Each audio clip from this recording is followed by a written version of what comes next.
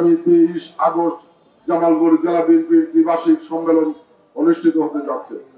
যে সম্মেলনকে কেন্দ্র করে ইতিমধ্যেই সারা জামালপুরের বিএনপি এবং জাতীয় আদর্শের সৈনিক সহ সর্বস্তরের জামালপুরবাসীর মনে আনন্দের উচ্ছ্বাস বইছে। দীর্ঘ 7 বছর পরে জামালপুর জেলা বিএনপির ত্রিবার্ষিক যে সম্মেলন হচ্ছে, এই সম্মেলনকে ঘিরে জামালপুরে বিএনপির নেতৃবৃন্দের মধ্যে, নেতা কর্মী সর্বস্তরের জনগণের মধ্যে এক প্রাণের সঞ্চার শুরু হয়েছে, ঈদের আমেজ শুরু হয়েছে।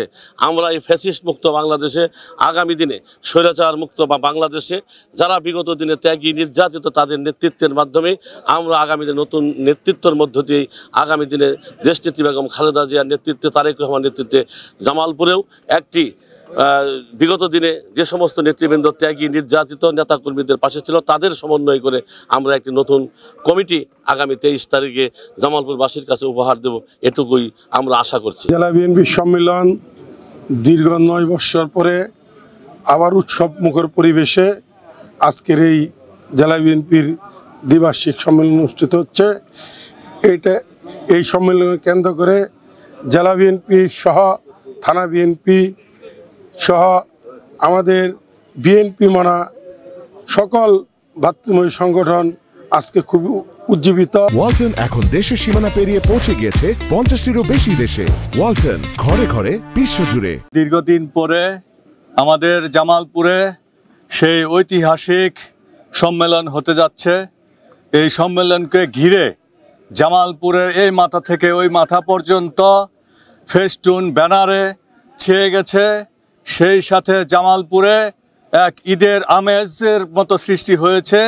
আমরা সকলেই যারা বিএনপি করি এবং জামালপুরবাসী সবাই আজকে আনন্দিত এই সম্মেলনকে ঘিরে। আজকে আমাদের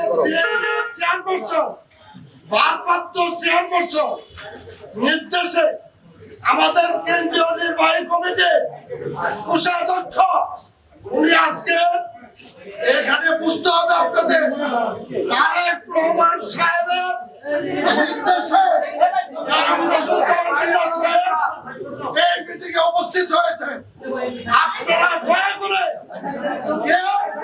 কোন অবস্থাতে আপনারা গন্ডগোল করার চেষ্টা করবেন না, করতে পারবেন না,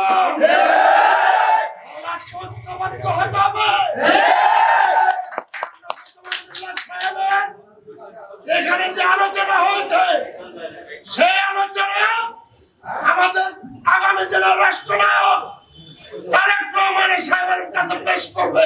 এখানে একটা সম্মেলনের মাধ্যমে কমিটি গঠিত হবে, এই বিষয়ে একটা বিভক্তির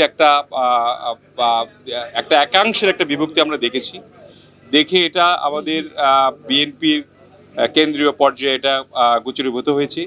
এই জন্য এটাকে নিরসন করার জন্য বা কেন হলো এটা জানার জন্য আমাদের কাছে এই জামালপুরে আমাকে এবং বিভাগীয় সাংগঠনিক সম্পাদক, সহসাংগঠনিক সম্পাদক সহ আমাকে পাঠিয়েছে যে এখানে বিষয়টি জানার জন্য, এবং এখানে যাতে শান্তিপূর্ণভাবে সেই সম্মেলনটি অনুষ্ঠিত হয়, যেহেতু আমাদের ভারপ্রাপ্ত চেয়ারম্যান সাহেব এখানে জয়েন করবেন, সেই জন্য এই বিষয়টি নিয়ে আমরা নিরসন করার জন্য দুটি পক্ষকেই, আমাদের জানেন যে একটা বৃহৎ দল, এর মধ্যে একটু অন্তর্কন্দল বলবো আমি, এটা মানে এরকম থাকতেই পারে, কিন্তু আসলে তো বিএনপির জন্য সবাই কাজ করে। এই জন্য আজকে আমরা সকলের সঙ্গে কথা বললাম এবং যে পক্ষটি বিক্ষুব্ধ ছিল তাদেরকে বোঝানো হয়েছে যে আমাদের আগামী যদি সম্মেলনটি হয় সেখানে তাদেরকে যথাযোগ্য মর্যাদা দিয়ে কমিটিতে অন্তর্ভুক্ত করা হবে। তবে এই 23 তারিখে আমাদের এই সম্মেলনটি অনুষ্ঠিত হবে কি হবে না এই বিষয়ে আমরা এখন সিদ্ধান্ত গ্রহণ করিনি, তবে আজকে রাতের মধ্যে সিদ্ধান্ত গৃহীত হবে এবং কালকে সকালের মধ্যে আপনারা জানতে পারবেন যে এখানে একটা উৎসব মুখর পরিবেশে একটা সম্মেলন হতে যাচ্ছে।